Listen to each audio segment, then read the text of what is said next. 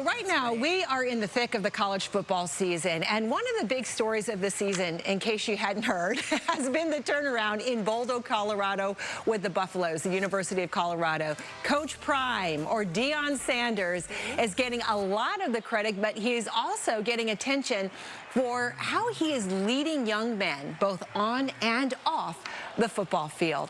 A lot of times these coaches are the main adult figures for young athletes, and they can be incredibly influential in both big and small ways. So we decided to invite here to Good Morning Arizona Dr. Karen Ruskin, or Dr. Karen as she is most affectionately known. She's joining us this morning to dive into this topic. And before we actually get into it, you were telling me that your son is an assistant coach for Deion Sanders. Talk to me about the culture, because you know, just this morning I saw that he put out on Instagram something motivational, inspirational, and we see that on social media, so I can't even imagine what the actual culture is like around his players and staff. Anybody who is a parent, it's so interesting to be on today from the perspective of as a parent and also as a clinician who's been providing counseling for 30 years, to see my son be in an environment that is so motivational, that is so inspirational, that when he works hard, that hard work, who he is, the love of the game, the love of what he does, to be able to experience that and be appreciated for who he is. It has been an incredible environment. So proud, so proud. I bet you are, Mom. Congratulations on that.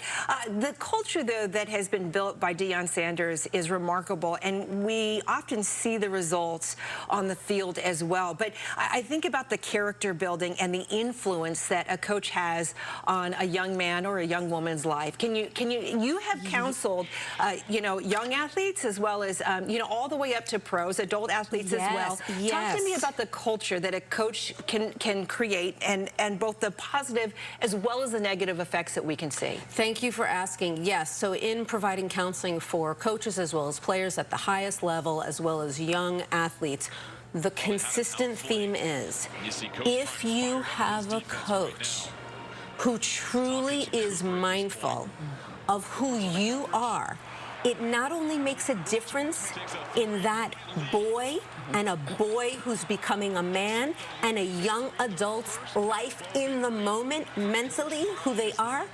long-term effects. Coaching matters. It makes a big deal. People talk about parental influence or teacher influence or neighbor influence or friends, parents influence.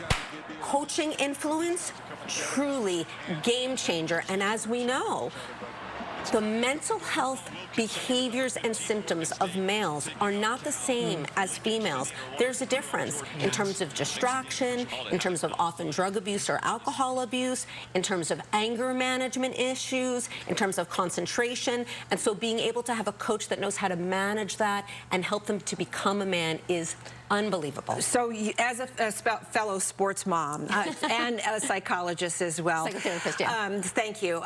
Help us understand as parents, coaching and looking for the right coach is so much more than just winning. What should we be looking for? Oh my gosh, thank you. And that, what you just said, is so moving and so meaningful. It is not just about winning.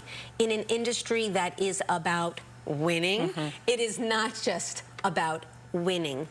Being able to have a coach, and as a parent looking for, is that coach interested in my child and in the relational dynamic of the team?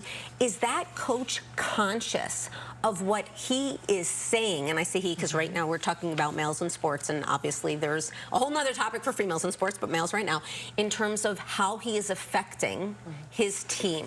So looking for the care and the passion and the belief in what I am teaching matters, rather than only winning matters. There's a difference. Winning mentality, absolutely. Aspiring to be the best of who you are, absolutely. With that, though, does this person care? We are just about out of time. You and I could talk for an hour or more on this. But I feel like it's really important to address when a coach is having a negative influence. Number one, what do you, and quickly, what do you tell a parent with regards to helping their child cope with that? And number two, at what point as a parent do you step in and say, it's time to pull my child out of this environment? Yes. So talking to your child, you will know the answer.